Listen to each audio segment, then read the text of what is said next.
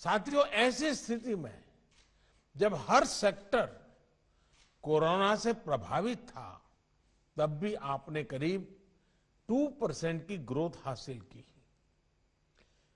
जब D growth की आशंकाएं जताई जा रही थी, तब भी अगर भारत की आईटी इंडस्ट्री अपने रेवेन्यू में $4 बिलियन और जोड़े, तो ये सचमुच में प्रशंसनीय है और आप सारी टीम अभिनंदन के अधिकारी हैं। इस दौरान लाखों नए रोजगार देकर आईटी इंडस्ट्री ने सिद्ध किया है कि वो भारत के विकास का मजबूत पिलर क्यों है। आज तमाम डेटा, हर इंडिकेटर ये दिखा रहे हैं कि आईटी इंडस्ट्री का ये ग्रोथ मोमेंटम ऐसे ही नई बुलंदियां छूने वाला है।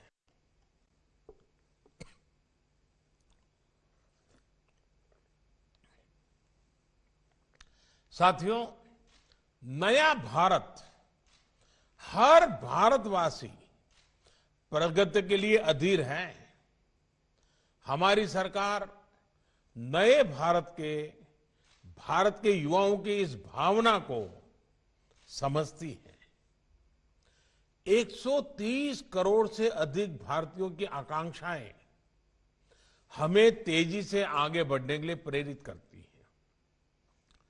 नए भारत से जुड़ी अपेक्षाएं जितनी सरकार से हैं, उतनी ही आपसे भी है, देश के प्राइवेट सेक्टर से भी है। साथियों, भारत की आईटी इंडस्ट्री ने अपने फुटप्रिंट्स ग्लोबल प्लेटफॉर्म पर बरसों पहले जमा दिए थे। पूरी दुनिया को हमारे भारतीय हमारे एक्सपर्ट्स सर्विसेज और सॉल्यूशन देने में नेतृत्व कर रहे थे, योगदान दे रहे थे। लेकिन कुछ कारण रहे कि भारत का जो विशाल डोमेस्टिक मार्केट है, उसका लाभ आईटी इंडस्ट्री को नहीं मिल पाया। इस वजह से भारत में डिजिटल डिवाइड बढ़ता गया। एक तरह से हम कहते हैं, और हम कह सकते हैं, दिया तले अंधेरा वाली बात हमारे सामने थी। हमारी सरकार की नीतियां और निर्णय गवाह है कि कैसे बीते वर्षों में हमारी सरकार ने इस अप्रोच को बदल दिया है। साथियों, हमारी सरकार भी ये भली भांति जानती है कि बंधनों में भविष्य की लीडरशिप विकसित नहीं हो सकती, और इसलिए सरकार द्वारा टेक इंडस्ट्री को अनावश्यक रेगुलेशन से, बंधनों से बाहर निकालने का प्रयास किया जा रहा है। नेशनल डिजिटल कम्युनिकेशन पॉलिसी एक ऐसा ही बड़ा प्रयास था। भारत को ग्लोबल सॉफ्टवेयर प्रोडक्ट हब बनाने के लिए नेशनल पॉलिसी भी बनाई गई। सुधारों का यह सिलसिला कोरोना काल में भी जारी रहा। कोरोना काल में ही other service provider OSP guidelines को जारी किया गया, अभी जिसका आपकी चर्चा में उल्लेख भी हुआ। इससे नई परिस्थितियों में आपके लिए काम करना आसान हुआ। आपके काम को कम से कम रुकावट का सामना करना पड़ा।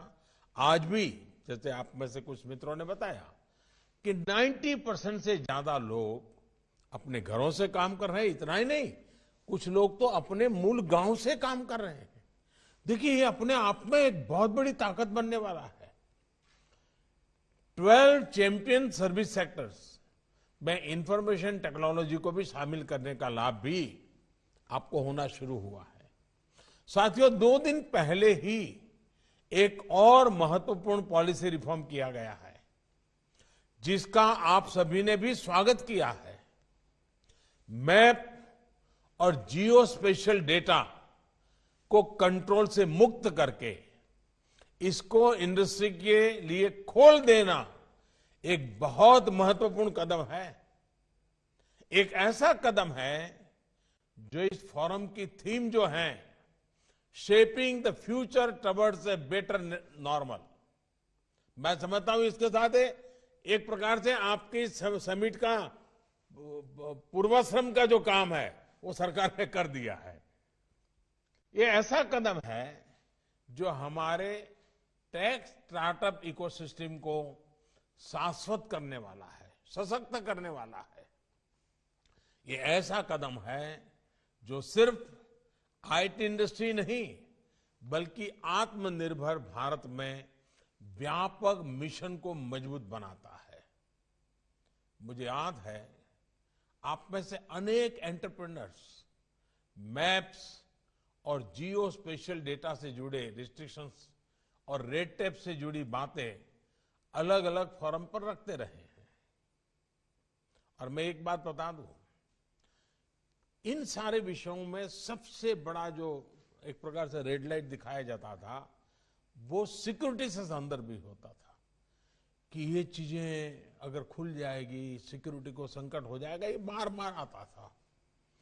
लेकिन सिक्योरिटी के इश्यूज को भी हैंडल करने के लिए आत्मविश्वास बहुत बड़ी ताकत होता है और आज भारत आत्मविश्वास से भरा हुआ है। सीमा पर हम देख रहे हैं और तभी इस प्रकार के निर्णय भी संभव होते हैं। ये निर्णय सिर्फ टेक्नोलॉजी के दायरे का नहीं है, ये निर्णय सिर्फ एडमिनिस्ट्रेटिव रिफॉर्म ऐसा नहीं है, ये निर्णय सिर्फ सरकार एक नीति नियमों से हट गए ऐसा नहीं है, ये निर्णय भारत के सामर्थ्य का परिचायक है। भारत को विश्वास है कब ये निर्णय करने के बाद भी हम देश को सुरक्षित भी रख पाएंगे और देश के नौजवानों को विश्व के अंदर अपना लोहा मनवाने के लिए अवसर भी देंगे। साथियों, मेरी भी जब आप जैसे साथियों के साथ चर्चा होती थी तो इस समस्या का एहसास मुझे होता था। अपने युवा उद्यमियों को, हमारे स्टार्टअप्स को दुनिया में पैदा हुए नए अवसरों का लाभ उठाने के लिए पूरी आजादी मिलनी चाहिए। इसी सोच के साथ ये फैसला लिया गया है। सरकार को देश के नागरिकों पर, हमारे स्टार्टअप्स पर और इनोवेटर्स पर पूरा भरोसा है। इसी भरोसे के साथ सेल्फ सर्टिफिकेशन को प्रोत्साहित किया जा रहा है। साथियों, बीते 6 सालों में आईटी इंडस्ट्री ने जो प्रोडक्ट्स, जो समाधान तैयार किए हैं, उनको हमने गवर्नेंस का महत्वपूर्ण हिस्सा बनाया है। विशेष तौर पर डिजिटल इंडिया ने, डिजिटल टेक्नोलॉजी ने सामान्य से सामान्य भारतीय को सशक्त किया है, सरकार से उसको जोड़ा है। आज डेटा को भी डेमोक्रेटाइज किया गया है और लास्ट माइल सर्विस डिलीवरी भी प्रभावी हुई है। आज सैकड़ों सरकारी सर्विसेज की डिलीवरी ऑनलाइन की जा रही है। गवर्नेंस में टेक्नोलॉजी के प्रभावी उपयोग से गरीब और मध्यम वर्ग को सुविधा के साथ साथ करप्शन से भी बड़ी राहत मिली है। हमारे फिनटेक प्रोडक्ट्स और यूपीआई जैसे डिजिटल प्लेटफॉर्म की चर्चा तो आज पूरी दुनिया में है। वर्ल्ड बैंक समेत इसके सामर्थ्य की चर्चा कर रहे हैं। कैसे 3-4 साल के भीतर भीतर एक हैवीली कैश डिपेंडेंट सोसाइटी, उससे हम लेस कैश सोसाइटी की तरफ मक्कमता पूर्वक बढ़ चले हैं, ये हमारे सामने है। जितना डिजिटल ट्रांजैक्शन ज्यादा होता जा रहा है, काले धन के स्रोत उतने ही कम हो रहे हैं। जेम ट्रिनिटी और डीबीटी के कारण ही आज गरीब के हक की पाई पाई उस तक बिना किसी लीकेज के पहुंच पा रही है। साथियों, ट्रांसपेरेंसी यानी पारदर्शिता गुड गवर्नेंस की सबसे अहम शर्त होती है। यही बदलाव अब देश की शासन व्यवस्था में हो रहा है। यही कारण है कि हर सर्वे में भारत सरकार पर जनता का भरोसा लगातार मजबूत से मजबूत हो रहा है। अब सरकारी कामकाज को सरकारी रजिस्ट्रों से बाहर निकालकर डैशबोर्ड पर लाया जा रहा है। प्रयास ये है कि सरकार और सरकारी विभाग की हर गतिविधि को देश का सामान्य नागरिक अपने फोन पर देख सके। जो भी काम हो वो देश के सामने हो। साथियों, गवर्नमेंट प्रोक्योरमेंट को लेकर पहले कैसे कैसे सवाल उठते थे, ये हम में से कौन है जो नहीं जानता है। हम भी तो चर्चा में वही बोलते थे, हम भी वही सुनते थे, हम भी चिंता व्यक्त करते थे। अब आज डिजिटल टेक्नोलॉजी का उपयोग करते हुए पूरी पारदर्शिता के साथ गवर्नमेंट ई मार्केट प्लेस यानी जीईएम के जरिए खरीद की जा रही है। आज ज्यादातर सरकारी टेंडर ऑनलाइन मंगाए जाते हैं। हमारे इंफ्रास्ट्रक्चर से जुड़े प्रोजेक्ट्स हो या गरीबों के घर, हर प्रोजेक्ट्स की जियो टैगिंग की जा रही है ताकि वो समय पर पूरे किया जा सके। यहां तक कि आज गांवों के घरों की मैपिंग ड्रोन से की जा रही है। टैक्स से जुड़े मामलों में भी ह्यूमन इंटरफेस को कम किया जा रहा है। फेसलेस व्यवस्था विकसित की जा रही है। टेक्नोलॉजी से सामान्य जन को तेज, सटीक और पारदर्शी व्यवस्था देना ही तो मिनिमम गवर्नमेंट, मैक्सिमम गवर्नेंस, मेरी दृष्टि से वही उसका मतलब है। साथियों, आज विश्व में जो भारतीय टेक्नोलॉजी की छवि है, जो पहचान है, उसे देखते हुए देश को आपसे बहुत ज्यादा उम्मीद है, बहुत ज्यादा अपेक्षाएं हैं। आपने ये सुनिश्चित किया है कि हमारी टेक्नोलॉजी ज्यादा से ज्यादा मेड इन इंडिया हो। मेरा आपसे आग्रह है कि आपके सॉल्यूशन में भी अब मेक फॉर इंडिया की छाप होनी चाहिए।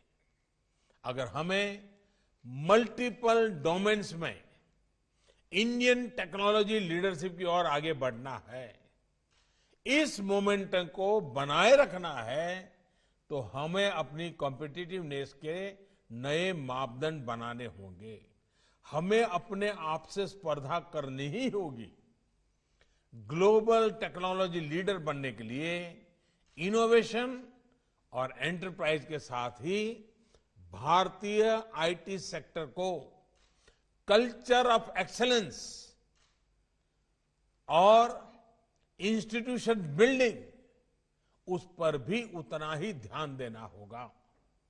ऐसे में मेरा अपने स्टार्टअप फाउंडर्स के लिए एक विशेष संदेश है। खुद को सिर्फ वैल्यूएशंस और एग्जिट स्ट्रेटेजीज तक ही सीमित मत करिए। Think how you can create institution that will outlive this century. Think how you can create world-class product that will set the global benchmark on excellence. There can be no compromise on these twin goals, for without them we will always be a follower and not a global leader. साथियों, इस वर्ष हम अपनी आजादी के 75 वर्ष में प्रवेश कर रहे हैं। ये बहुत सही समय है नए लक्ष्य बनाने का, उन्हें प्राप्त करने के लिए पूरी ताकत लगा देने का।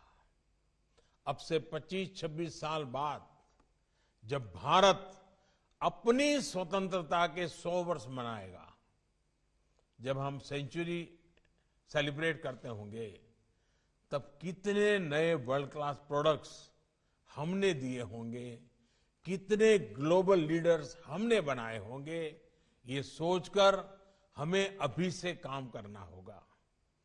आप लक्ष्य तय करिए, देश आपके साथ